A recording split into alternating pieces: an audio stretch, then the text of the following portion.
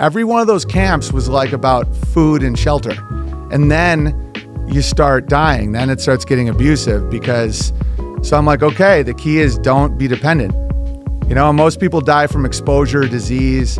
That's all about food quality, water quality.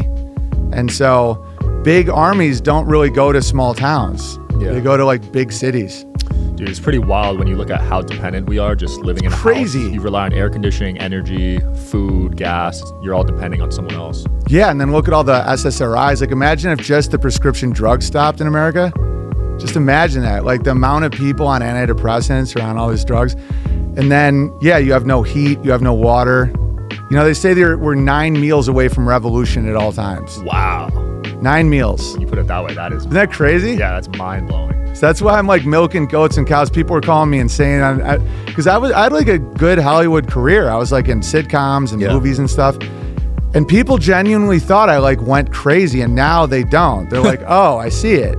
I'm like, you know, me and my 4 kids are like making cheese and yeah, you had the foresight back then. Yeah, but it was like I was forced into it because I wouldn't compromise on my ethics as a comedian.